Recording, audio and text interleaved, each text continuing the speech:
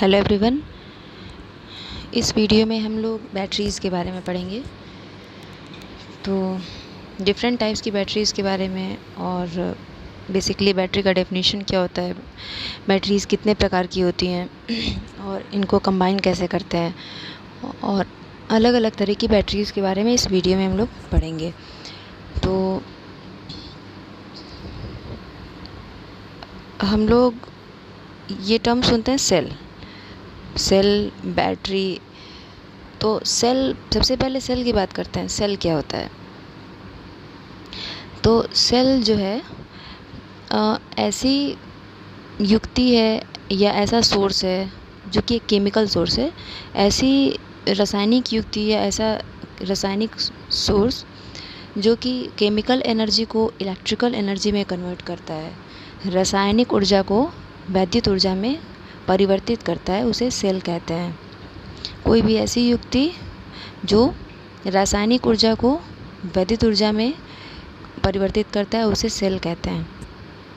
अच्छा, सेल जो आप सबने देखा ही है जनरली, कैसा होता है देखने में ये आकार में छोटा ही होता है, कॉम्पैक्ट होता है, बहुत कम जगह घेरता है, बहुत भारी भी नहीं होता है, हल्का ही होता है।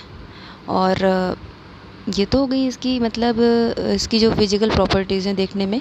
और जो इसकी प्रॉपर्टीज़ हैं, इसका सेल का जो इंटरनल रेजिस्टेंस होता है वो कम होता है, उसका जो इंटरनल वोल्टेज ड्रॉप होता है वो भी कम होता है, जो इसकी इंटरनल लॉसेस होते हैं वो भी कम होते हैं।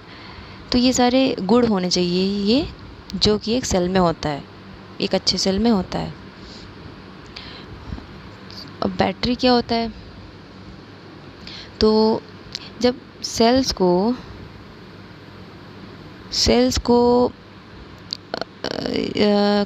कंबाइन करते हैं, कई सारे सेल का जब समूह बनाते हैं या कंबाइन करते हैं, उसी कॉम्बिनेशन को बैटरी कहते हैं। तो हम कह सकते हैं कि दो या दो से अधिक सेलों के कॉम्बिनेशन से बैटरी बनती है। ठीक है, तो ये सेलों के कॉम्बिनेशन से ही बन रही है, तो ये भी केमिकल एनर्जी को स्टोर करते हैं जो बैटरी होते हैं। तो बैटरी का काम होता है केमिकल एनर्जी, जो एनर्जी है उसको केमिकल एनर्जी के रूप में स्टोर करते हैं और उसको इलेक्ट्रिकल एनर्जी के रूप में उपलब्ध कराते हैं, विद्युत ऊर्जा के रूप में उपलब्ध कराते हैं। ठीक है। अच्छा, जो बैटरी होती है, बैटरी जो है वो बेसिकली इसे हम लोग एक्यूमुलेटर भी कहते हैं। एक्यूमुलेटर या हिंदी में संचयक। ऐसा क्यों? क्योंकि बैटरी या सेल भी कह लें, अगर बैटरी या सेल का काम क्या होता है, काम होता है इसका चार्ज, एनर्जी को स्टोर करना चार्ज के रूप में। तो इसीलिए इसे संचयक या एक्यूमुलेटर भी कहते हैं। ठीक है, अब आगे चलते हैं। सेल कितने प्रकार के होते हैं? तो सेल जो होते हैं वो बेसिकली दो प्रकार के होते हैं। तो अच्छा, सेल और बैटरी में क्या क्या अंतर हो गए? सेल जो हो गई, एक बार फिर से इसको देख लेते हैं। सेल जो हो गई वो सिंगल यूनिट डिवाइस हो गई। सिंगल यूनिट डिवाइस, एक सिंगल डिवाइस जो कि केमिकल एनर्जी को इलेक्ट्रिकल एनर्जी में कन्वर्ट करती है। बैटरी क्या हो गया? बैटरी जो है वो कॉम्बिनेशन ऑफ सेवरल सेल्स हो गए या कलेक्शन ऑफ इलेक्ट्रोकेमिकल सेल्स जो कि जो कि केमिकल एनर्जी को इलेक्ट्रिकल एनर्जी में कन्वर्ट करता है। ठीक है। या बैटरीज़ को हम देखेंगे आगे, जो कुछ बैटरीज़ जो हम लोग जनरली यूज करते हैं वो इलेक्ट्रिकल एनर्जी को भी केमिकल एनर्जी में कन्वर्ट करके एनर्जी को स्टोर करते हैं। ठीक है। तो अच्छा, सेल जो होता है, सेल को कैसे प्रदर्शित करते हैं? तो सेल को प्रदर्शित करने का तरीका ऐसे सिंबल दर्शाते हैं। ये हो गया पॉजिटिव टर्मिनल, ये हो गया नेगेटिव टर्मिनल सेल का। ठीक। और बैटरी के लिए, तो बैटरी के लिए ऐसे प्रदर्शित करते हैं, कई सारे सेलों के कॉम्बिनेशन है ना, तो कई सारे सेल का कॉम्बिनेशन दर्शाते हैं ऐसे। ठीक। तो एक मतलब दो या दो से अधिक सेल्स। तो ये हो गई बैटरी का प्रदर्शित करने का तरीका। सेल जो कई तरह के होते हैं आप जानते ही हैं, dry cell, wet cell, fuel cell, batteries भी कई प्रकार के होते हैं जिसको हम लोग अभी आगे पढ़ने वाले हैं, जैसे lead acid battery for example, आगे हम लोग पढ़ेंगे इसके बारे में। सेल की अगर बात करें तो अगर वेट वाइज देखा जाए तो बहुत लाइट होता है, कॉम्पैक्ट होता है। बैटरी की बात करें तो हैवी होता है। फिर अगर पावर की बात करें तो पावर जो है सेल में मिलता है जो कि जिस कम समय के लिए ये पावर सप्लाई कर सकता है। वहीं अगर बैटरी की बात करें तो उसकी कैपेसिटी ज़्यादा होती है और बैटरी जो है लॉन्ग टाइम तक पावर को सप्लाई कर सकता है। सेल का एप्लीकेशन हम लोग छोटे छोटे डिवाइसेस में देखते हैं जनरली, जैसे रिमोट हो गया, रिमोट कंट्रोल जो टीवी में यूज़ करते हैं या जो खिलौनों में जो यूज़ करते हैं। फिर टेबल लैम्प जो यूज़ करते हैं, क्लॉक घड़ियाँ यूज़ करते हैं, ठीक है। तो ये सारे एप्लीकेशंस हो गए सेल के। बैटरी के एप्लीकेशंस देखें तो ऑटोमोबाइल्स गाड़ियों में हो गया, इन्वर्टर जो घरों में यूज़ करते हैं उसमें जो बैटरी यूज़ होती है। तो ये सारे एप्लीकेशंस हो गए बैटरी के। तो इस हिसाब से अगर कॉस्ट की बात की जाए तो सेल चीपर होता है, सस्ता होता है, बैटरी इसके कंपैरिजन में कॉस्टली होता है, ठीक। तो ये सारे डिफरेंसेस हो गए बिटवीन सेल एंड बैटरी। उसके बाद नेक्स्ट कि कितने तरह के सेल्स होते हैं। तो सेल जो होते हैं बेसिकली 2 प्रकार के होते हैं। सेल जो होते हैं वो 2 प्रकार के होते हैं, प्राइमरी सेल और सेकेंडरी सेल, तो या प्राथमिक सेल और द्वितीयक सेल।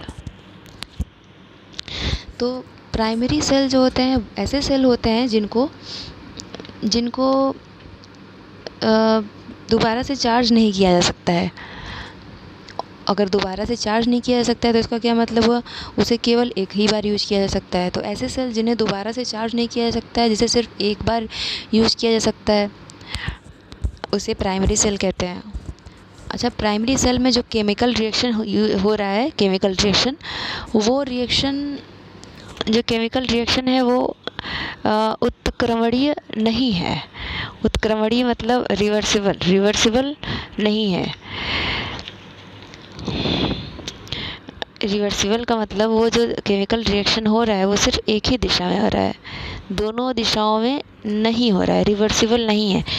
इस वजह से इसे सिर्फ एक ही बार यूज़ किया जा सकता है प्राइमरी सेल को, ठीक है। तो इसका एग्जांपल हो गया ड्राई सेल हो गया, वोल्टाइक सेल हो गया, एक्सेट्रा। फिर अगर बात करें सेकेंडरी सेल की, तो सेकेंडरी सेल को सिर्फ एक ही बार यूज़ नहीं कर सकते हैं, इसे दोबारा से भी रिचार्ज करके यूज़ कर सकते हैं, रिचार्ज करके दोबारा से भी यूज़ कर सकते हैं। ऐसा कैसे पॉसिबल है?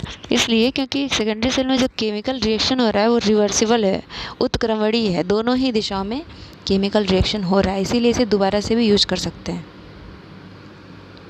ठीक है। तो सेकेंडरी सेल के एग्जांपल्स हो गए लेड एसिड सेल या निकल आयरन सेल, ये कुछ एग्जांपल्स हो गए इसके। फिर आगे अब पहले हम लोग ये जान लेते हैं कि एक बैटरी में बेसिकली कौन कौन से कंपोनेंट्स होते हैं। तो बैटरी क्या होता है, सेलों का एक कॉम्बिनेशन होता है। तो बैटरी की अगर बात करें तो उसमें इसमें बेसिकली इलेक्ट्रोलाइट यूज होता है, हिंदी में कहते हैं विद्युत विश्लेष्य। फिर इसमें इलेक्ट्रोड्स होते हैं, तो इलेक्ट्रोलाइट क्या होता है? इलेक्ट्रोलाइट, अच्छा उसके पहले ज़रा हम लोग थोड़ा सा ये समझ लेते हैं कि देखिए इलेक्ट्रोलाइट की बात कर रहे हैं हम लोग, ठीक है। तो इलेक्ट्रोलाइट से पहले हम थोड़ा सा इसे डिस्कस कर लेते हैं कि देखिए कंडक्टर्स के बारे में आपने जानते हैं सुचालक। तो सुचालक जो है वो कैसा सुचालक है? सुचालक कई तरीके के हो सकते हैं। जैसे फॉर एग्जांपल हम लोग जो जनरली सुचालक पढ़ते हैं, मेटेलिक कंडक्टर्स के बारे में पढ़ते हैं, मेटेलिक कंडक्टर्स, या इसी को हम लोग कहते हैं इलेक्ट्रॉनिक कंडक्टर, ठीक है। तो जनरली जो ऐसे कंडक्टर्स जिनमें इलेक्ट्रिक करंट पास हो सकती है, उसे मेटेलिक कंडक्टर या इलेक्ट्रॉनिक कंडक्टर कहते हैं। और इन कंडक्टर्स में कोई केमिकल रिएक्शन नहीं होता है और ना ही कोई फिजिकल चेंज होता है। तो होता क्या है, इसमें जो है इलेक्ट्रॉन्स के मूवमेंट से करंट फ्लो होती है और उसकी वजह से टेम्परेचर में राइज होता है। तो ऐसे जो मटेरियल्स हैं उनको हम कहते हैं इलेक्ट्रॉनिक कंडक्टर या metallic conductor. For example silver हो गए, कॉपर हो गए, जो हम जनरली पढ़ते हैं जिनके बारे में। अब एक दूसरे तरह के कंडक्टर जिन्हें हम आयनिक कंडक्टर या इलेक्ट्रोलिटिक कंडक्टर कहते हैं। तो ये क्या होते हैं? तो ये ऐसे कंडक्टर्स होते हैं जिनमें जो कंडक्शन का जो प्रोसेस है चालन का, वो केमिकल रिएक्शन के थ्रू होता है। केमिकल रिएक्शन होता है इन कंडक्टर्स में। और होता कैसे है केमिकल रिएक्शन? तो केमिकल रिएक्शन होगा तो जाहिर सी बात है उसमें जो मैटर या जो पदार्थ है उसका मूवमेंट होगा, और उसमें ये जो होता है लिक्विड में, आयनिक या इलेक्ट्रोलाइट कंडक्टर में जो पदार्थ है उसका मूवमेंट लिक्विड कंडक्टर के द्वारा हो रहा है। तो ऐसे कंडक्टर्स को कहते हैं आयनिक कंडक्टर, जिसमें केमिकल रिएक्शंस होते हैं और जिसमें पदार्थ का मूवमेंट लिक्विड कंडक्टर में हो रहा है। तो इसका एग्जांपल हो गया, जैसे इसका एग्जांपल देखिए,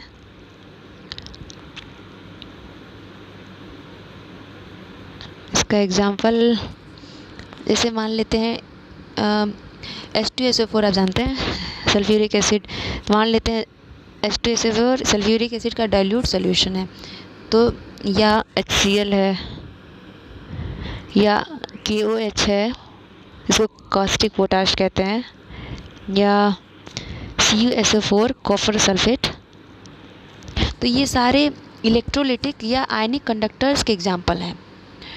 ठीक है, तो ये सारे एग्जाम्पल्स हो गए इलेक्ट्रोलिटिक या आयनिक कंडक्टर का। तो ये जो इनको हम बोलते हैं इलेक्ट्रोलाइट। जो ये CuSO4 H2SO4 KOH HCl, ये जो आयनिक कंडक्टर्स हैं या इलेक्ट्रोलिटिक कंडक्टर्स हैं, इन्हीं को बोलते हैं इलेक्ट्रोलाइट्स। ठीक है, ये अब एक प्रोसेस जो होता है इलेक्ट्रोलाइट्स में, जो कंडक्शन का जो प्रोसेस होता है उसको हम लोग बोलते हैं इलेक्ट्रोलिसिस। इसको पहले थोड़ा समझ लेते हैं। देखिए इलेक्ट्रोलिसिस क्या होता है। तो जैसे यहाँ पे हमने मान लिया कि एक हमारे पास कंटेनर है जिसमें इलेक्ट्रोड्स हैं। इलेक्ट्रोड मतलब ऐसा चालक जिसमें विद्युत धारा प्रवाहित करने पर कोई रासायनिक परिवर्तन नहीं हो रहा है। ठीक है, उनको इलेक्ट्रोड्स कहते हैं। ये हो गए दो इलेक्ट्रोड्स हैं इसमें, और इसमें इलेक्ट्रोलाइट्स हैं लिक्विड के फॉर्म में। मान लेते हैं कि जो इलेक्ट्रोलाइट है वो कॉपर सल्फेट का है, CuSO4। ठीक है, तो अब जो इलेक्ट्रोलिसिस का प्रोसेस है, तो जनरली जो देखिए ये जो CuSO4 है कॉपर सल्फेट, इसमें जो एटम्स हैं वो एक दूसरे से बाउंड हैं। तो ये जब ये अच्छा चलिए ठीक है, अभी इसमें पहले हमने एक कंटेनर लिया, दो इलेक्ट्रोड्स हो गए, CuSO4 हो गया। अब इसको इस तरह से समझते हैं कि जब इसमें हमने पोटेंशियल डिफरेंस अप्लाई किया, मान लेते हैं यहाँ पे इसको पॉजिटिव से कनेक्ट कर दिया, इसको नेगेटिव से कनेक्ट कर दिया। तो क्या था कि शुरू में ये जो CuSO4, ये जो इसके एटम्स हैं वो एक दूसरे से बाउंड हैं, बंधे हुए हैं, जुड़े हुए हैं बॉन्ड के द्वारा। तो जब इनमें पोटेंशियल डिफरेंस अप्लाई किया जाएगा तो क्या होगा कि CuSO4 तो पहले तो देखिए कॉपर और सल्फेट आयंस में ये टूट जाता है, ब्रेक हो जाता है। ठीक है, कॉपर सल्फेट जो है वो जब वाटर में इसको डिज़ोल्व करेंगे तो वो कॉपर कौन सा पॉजिटिव आयन हो गया और सल्फेट जो हो गया नेगेटिव आयन हो गया, उसमें वो ब्रेक हो जाएगा और सोल्यूशन में ये जो आयन्स है वो फ्रीली मूव कर सकते हैं। अब जब ये दोनों इलेक्ट्रोड्स जो दो इलेक्ट्रोड्स हैं इनको हमने इलेक्ट्रोलाइट में रखा है, तो और इनको जब सप्लाई दिया गया है, इनको जब पोटेंशियल डिफरेंस दिया गया है, तो जो कॉपर आयन है Cu2+ कॉपर आयन जो है वो पॉजिटिव चार्ज है, ठीक है। तो पॉजिटिव चार्ज है तो वो किसकी तरफ जाएंगे, पॉजिटिव चार्ज है तो जाहिर सी बात है कि वो कैथोड की तरफ जाएंगे। कैथोड मतलब कि वो वाला इलेक्ट्रोड जो बैटरी के नेगेटिव टर्मिनल से कनेक्टेड है। तो ये जो कॉपर आयंस हैं वो किसकी तरफ जाएंगे, पॉजिटिव आयन है तो वो कैथोड की तरफ जाएंगे। और जो सल्फेट आयंस है वो किधर जाएंगे, तो सल्फेट आयंस वो नेगेटिव आयन है तो वो एनोड की तरफ जाएंगे। एनोड कौन सा इलेक्ट्रोड, जो बैटरी के पॉजिटिव टर्मिनल से कनेक्टेड है उसको एनोड कहते हैं, ठीक है। तो इस तरह से हम देख सकते हैं कि जब कॉपर आयंस कैथोड पर रीच करते हैं तो कैथोड पर जाने पर वहाँ से, क्योंकि ये Cu+ 2 इलेक्ट्रॉन्स की कमी है इनमें, तो कैथोड पर जाके 2 इलेक्ट्रॉन्स वहाँ से ले लेते हैं और क्या बन जाते हैं, मेटालिक एटम बन जाते हैं कॉपर के, ठीक है। तो और सल्फेट का क्या होता है, जो सल्फेट है वो सल्फेट जो है वो एनोड की तरफ जा रहा है। एनोड पर जाके वो इसके प्लस SO4 के पास 2 इलेक्ट्रॉन्स ज़्यादा हैं, ठीक। तो वो अपने 2 एडिशनल इलेक्ट्रॉन्स जो हैं उसको एनोड को दे दे रहा है और वो सल्फेट रेडिकल बन जाता है। सल्फेट रेडिकल RADICAL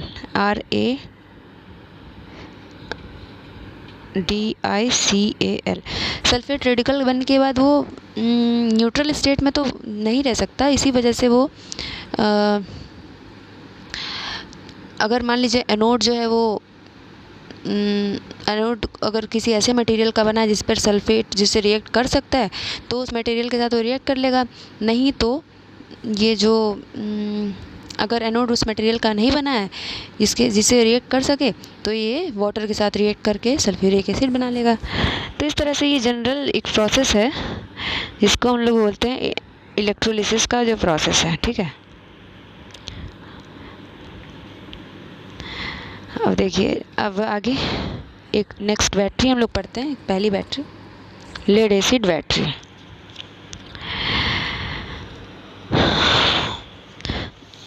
तो लेड एसिड बैटरी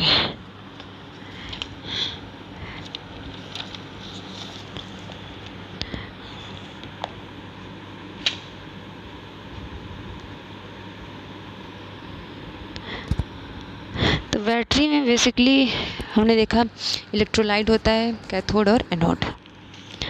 तो लेड एसिड बैटरी कौन सी बैटरी होती है? लेड एसिड बैटरी जो है वो केमिकल एनर्जी को इलेक्ट्रिकल एनर्जी में कन्वर्ट करने के लिए इसमें लेड का यूज करते हैं। और जो लेड होता है वो एक तो स्पॉन्ज लेड जिसको छिद्रयुक्त शीशा बोलते हैं, और दूसरा लेड पेरोक्साइड का यूज होता है इसमें। तो लेड एसिड बैटरी में स्पॉन्ज लेड या छिद्रयुक्त शीशा तथा लेड पेरोक्साइड का यूज होता है, जिसके थ्रू केमिकल एनर्जी को इलेक्ट्रिकल एनर्जी में कन्वर्ट किया जाता है। तो इसे बोलते हैं लेड एसिड बैटरी, ठीक है। तो अब इसका कंस्ट्रक्शन थोड़ा समझते हैं कि इसका कंस्ट्रक्शन कैसा होता है। तो कंस्ट्रक्शन की अगर बात करें तो कंस्ट्रक्शन में यहाँ पे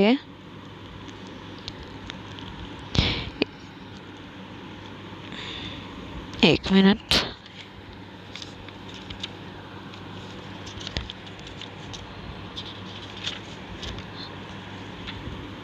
लेड एसिड बैटरी, हाँ लेड एसिड बैटरी क्यों गड़बड़ हो जा रहा है यहाँ पे, एक सेकंड, पेन का जो ठीक है।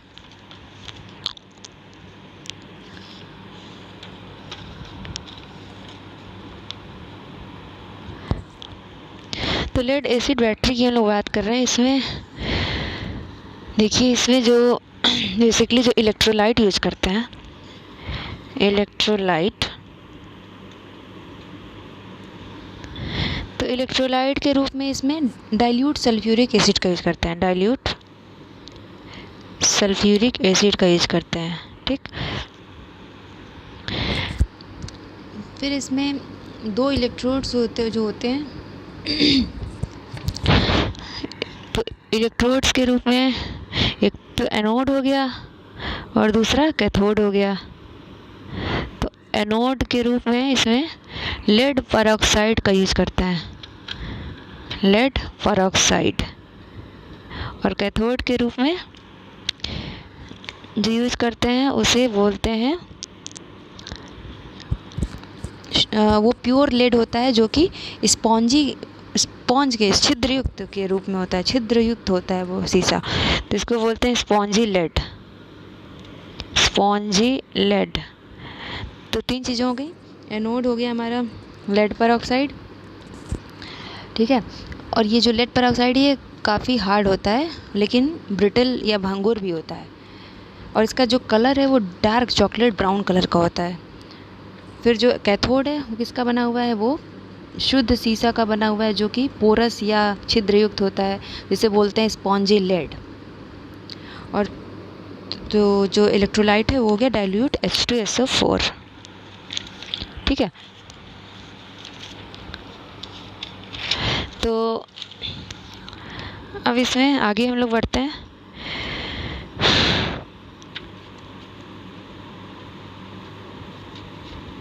कि इसमें अब काम कैसे हो रहा है, इसका चार्जिंग और डिस्चार्जिंग कैसे हो रहा है।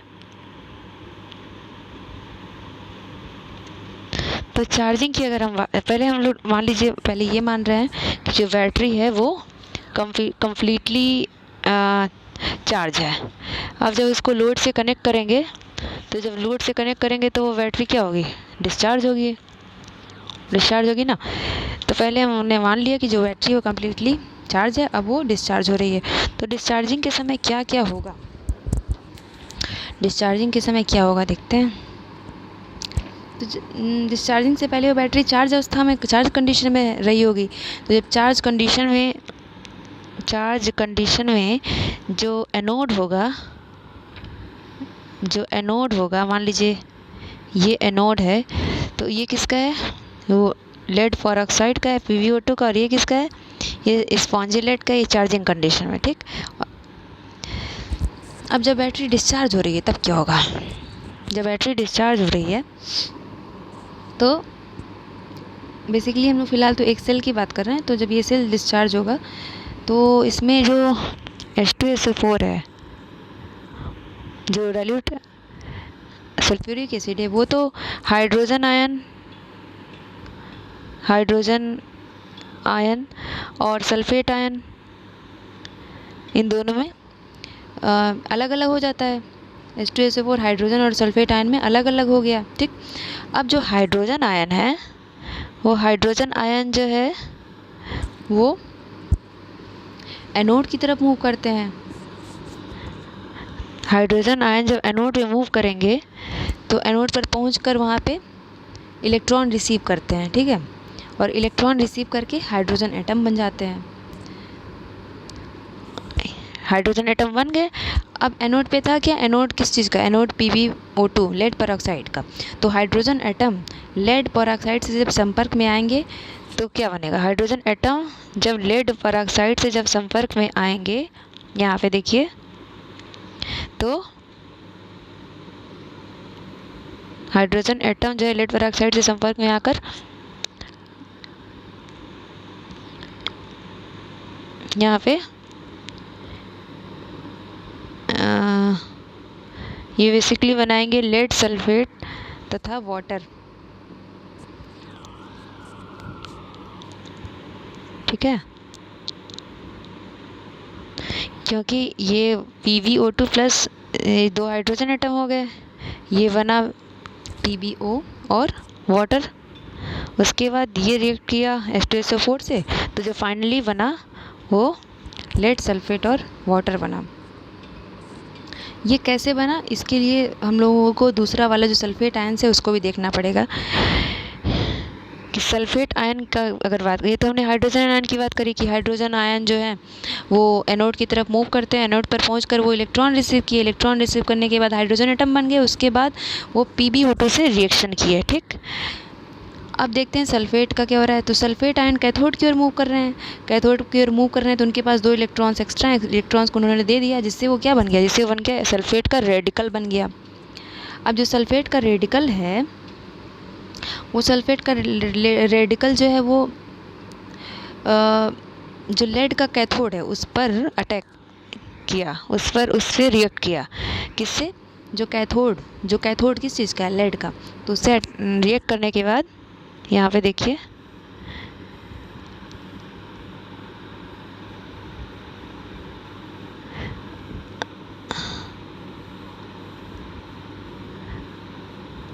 यहाँ पे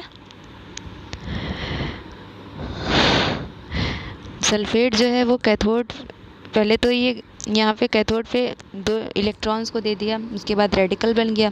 रेडिकल बनने के बाद ये कैथोड से रिएक्ट किया, रिएक्ट करने के बाद ये क्या बनाएगा, यहाँ पे लेड सल्फेट बनाएगा। तो ये जो फाइनली यहाँ पे लेड सल्फेट बन रहा था वो यहाँ से बन रहा था। ठीक है, समझ में आ गया। तो यहाँ पे ये जो 2 रिएक्शन थे डिस्चार्जिंग के, ठीक, यहाँ पे देखिए Pb + SO4 sulphate radical lead से रिएक्ट करने